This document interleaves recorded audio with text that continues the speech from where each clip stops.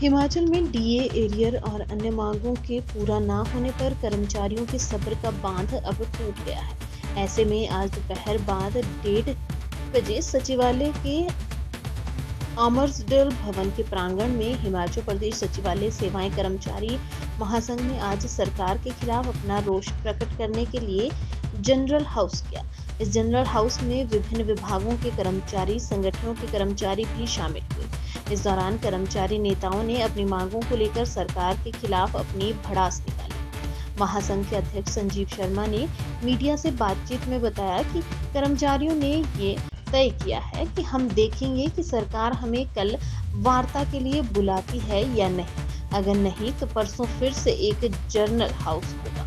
अगर सरकार फिर भी नहीं मानती है तो वे मास कैजुअल लीव पर जाएंगे। सरकार खुद तो फिजूल खर्चा कर रही है। सीपीएस, ओएसडी, महंगी गाड़ियों, सलाहकार रखने, दफ्तर बनाने पर करोड़ों का खर्च हो रहा है, लेकिन कर्मियों को डीए और अन्य लाभ देने के लिए सरकार के पास पैसा नहीं। उन्होंने कहा कि हिमाचल में हर सरकार हिमाचल दिवस, स्वतंत्रता दिवस पर कर्मचारियों के लिए कोई न कोई घोषणा करती है, परंतु वर्तमान कांग्रेस सरकार में कर्मचारियों की अनदेखी की जा रही है, जिसे किसी भी हालत में बर्दाश्त नहीं किया जाएगा। यह जनरल हाउस सरकार के लिए एक चेतावनी होगी कि कर्मचारियों की मांगों पर जल्द निर्णय किया जाए। उन्होंने प्लॉट तब लिए थे जब 1986 पे स्केल का एरियर मिला था।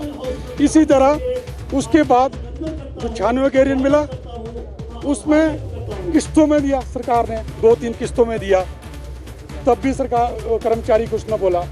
उसके बाद जो 2006 का एरियर मिला वो भी चलो कुछ किस्तों में दिया, लेकिन जो ये 2016 का एरियर है ये तो मिला ही नहीं, सिर्फ 50,000 रुपये मिला है। तो हम माननीय मुख्यमंत्री मिले, इन्होंने एक बार फरमान जारी किए थे कि जो एरियर है इसको उन्होंने 0.025% के हिसाब से दिया था, यानी कि जो एरियर है ये हमें 32 साल में मिलना था।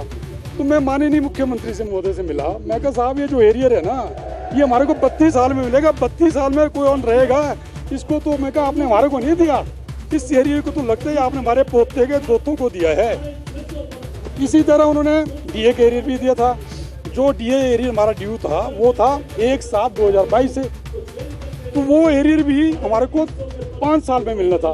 तो मैं कहा जो डीए एरियर है हमारे को 5 साल में मिलेगा, 5 साल में तो 10 किस्तें ड्यू हो जाएंगी। तो जब उनको लगा कि नहीं गलत हो गया है तो उन्होंने उसी टाइम आदेश जारी किए कि इसको विड्रॉ किया जाए। उसके बाद अभी कुछ पीछे मिले, इन्होंने जो रिटायरी थे उनको तो 15%, 18%, 25% के हिसाब से एरियर दे दिया, लेकिन हमारे को फिर नहीं दिया एरियर। हम फिर से मतलब सरकार ने एरियर का कोई भी हिस्सा, कोई भी किस्त हमारे को नहीं दी। और अभी 15 अगस्त को हमारे को उम्मीद थी, हम माननीय मुख्यमंत्री से मिले कि या तो आप एरियर दे देना या फिर डीए की एक किस्त दे देना। तो अभी आपने देखा वो जो एरियर दिया वो किसको दिया, जो 75 साल से ऊपर है। अरे भाई जो एरियर है वो सबसे ज़्यादा जो 2016 से 2022 के बीच रिटायर हुए हैं वो तो उनका है।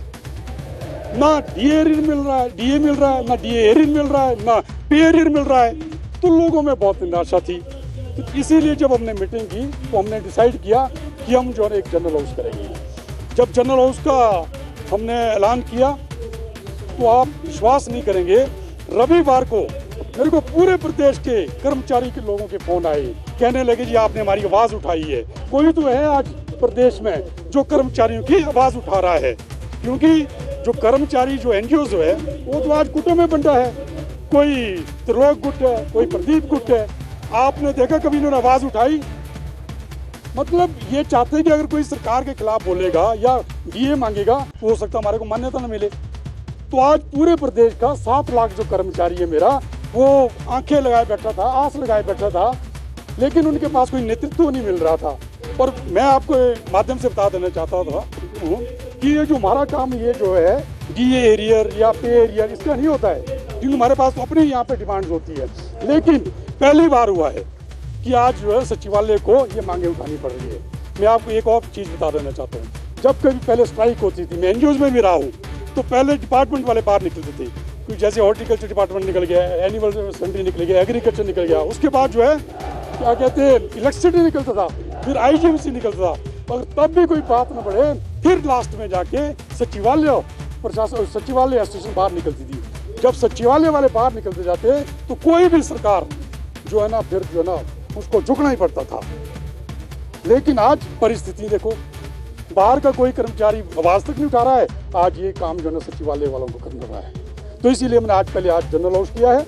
अगर हमारे को कल हम रेस्ट देंगे, कल तक हम देखेंगे, सरकार बुलाती है ठीक है, नहीं तो हम परसों फिर जनरल हाउस करेंगे। उसके बाद जैसे कि आपको पता है कि सेशन आ रहा है, हम नहीं चाहते सेशन में, क्योंकि सेशन में पूरे प्रदेश के लोगों के काम होते हैं, उनकी जो है मसले वहाँ पे डिस्कस किए जाते हैं। तो हमने फिर निर्णय लिया कि 10 को फिर जनरल हाउस होंगे, और उसके बाद भी अगर सरकार नहीं मानती है तो उसके बाद हम मास कैजुअल लीव पर जाएंगे। मास कैजुअल लीव से क्या होगा, पूरा सचिवालय का कर्मचारी बाहर आ जाएगा। मैंने माने नहीं मुख्यमंत्री बोलो, ना मुख्यमंत्री के पास भी ना कोई पीएन मिलेगा उनको पानी पिलाने के लिए, ना उनको गाड़ी लाने के लिए ड्राइवर मिलेगा। इसी तरफ जितने भी मंत्री हैं, जितने भी यहाँ पे ब्यूरोक्रेट्स हैं, हम सब कुछ ठप कर देंगे। तो हमारे ऊपर अगर जो मर्जी केस चलाना होगा हम उसके लिए तैयार हैं। हम तो अब सर पे कफन लेके चले हैं। हमने सोच लिया है कि अब ये लड़ाई आर पार की है। हम इनसे कोई भीख नहीं मांग रहे हैं, हम अपना हक मांग रहे हैं। मैंने एक बार फाइनेंस सेक्रेटरी साहब को बोला, मैं कहा जी आपने 800 करोड़ रुपये दे दिए, महिलाओं को दे रहे, अच्छी हमारी बहन है, हमारी महिला हैं, चलो दे दिए। मैं कहा जब आप 800 करोड़ उनको दे रहे हैं तो हमारे को भी तो कुछ दो, हमारा हक तो दो। हम तो आपसे हक मांग रहे हैं, खिरात नहीं मांग रहे हैं। तो फाइनेंस सेक्रेटरी साहब बोले, कहते देखना पड़ेगा, अभी पैसा तो है नहीं। तो मैं कि पैसे कहाँ से आ रहे हैं? आप देख रहे हैं। आपको मैं बता रहा हूँ, ये जो साथ में बिल्डिंग बनी है, इसका जब इनॉग्रेशन हुआ तो 2 महीने के बाद इसकी अल्ट्रेशन शुरू होगी। यहाँ पे जी 2 मंत्री बैठ रहे हैं, और 2 मंत्री ने, एक मंत्री ने 50 लाख की रेनोवेशन, 2 मंत्री बोले 1 करोड़ रुपया रेनोवेशन में लगा दिया। और मेरे को भी कोई बता रहा था जो वहाँ पे लाइटें लग रही है ना, वो भी 18-18 हज़ार रुपये की लाइटें लग रही है। उस पर जो फर्नीचर आ रहा है वो कहते महाराष्ट्र से आएगा। इसके लिए इनके पास पैसा है, तब तो उनका खजाना खाली नहीं है। अब जब एक दिन मुख्यमंत्री इसको देखने गए तो उसके बाद उन्होंने देखा कि वाकई यार ये तो बड़ा आलीशान बन रहा है। तो फिर जब मुझे लगता अपने कमरे में गए, फिर उन्होंने सोचो ना यार मेरा कमरा तो ऐसा है। तो उन्होंने भी एक फरमान जारी कर दिया कि मुख्यमंत्री के लिए भी एक कार्यालय बनाया जाए। और उसके लिए मुख्यमंत्री कार्यालय के लिए मैं आपके माध्यम से कह रहा हूँ, उसके लिए भी मुझे जो पता चला है कि 19 करोड़ 72,19,000 रुपया रिलीज हो गया है। मतलब एडमिनिस्ट्रेटिव अप्रूवल मिल गई। 19 करोड़ का मुख्यमंत्री के लिए भी बन रहा है। कहते हैं स्पीकर के लिए हमारे को पता चला, जो स्पीकर का बंगला बन रहा है उसमें 2 करोड़ खर्च हो चुके हैं। अभी पता नहीं इसमें कितना खर्च हो रहा है। अब रहे एमएलए लोग, एमएलए के लिए भी देखो क्या है। कहते हैं वहाँ पे जो एमएलए का वो इनका है हाउस है परे मेट्रोपोल, उसको डिसमेंटल करके वहाँ पे अभी 100 करोड़ रुपए का कहते बजट ने प्रावधान रखा है। वहाँ पे भी बिल्डिंग बढ़ रही है। और उसके बाद जैसे चंडीगढ़ जाते हैं लोग, वहाँ पे भी कहते हिमाचल भवन ऑलरेडी इतना अच्छा है, उसको तोड़ के कहते वहाँ भी नई बिल्डिंग बनेगी। तो इसके लिए पैसा है इनके पास। यहाँ पे हम यहाँ देखते हैं अधिकारियों को, इनके कमरे में जाओ आप, लाखों रुपए की जो ना एडिशनल इलेक्ट्रिसिटी हो रही है। तो कई बार तो मैं ये भी सोचता हूँ कि इतनी सारी ये जो रेनोवेशन या ये बना रहे हैं, तो इसमें तो 3 साल और लग जाएंगे। लगते या तो माननीय मुख्यमंत्री मुझे लगता 15 साल के लिए आए हैं। पर इनको ये नहीं पता कि जिस कुर्सी पे ये बैठे हैं ना, उसका जो एक पावा है वो कर्मचारी का होता है। आज मैं बोलना चाहूँगा आपके मन की मुख्यमंत्री महोदय, अपने जरा उस कुर्सी को देख लो, उसके स्क्रू जो है ना हिलने शुरू हो गए हैं। आज आप देख रहे हैं कितनी भारी तादाद में यहाँ पे लोग इकट्ठे हुए हैं। पूरे प्रदेश के लोगों के कर्मचारियों के फ़ोन आ रहे, पर मैंने उनको मना किया कि आप यहाँ मत आइए, क्योंकि आप कांगड़ा से आएंगे, किन्नौर से आएंगे, कुल्लू से आएंगे।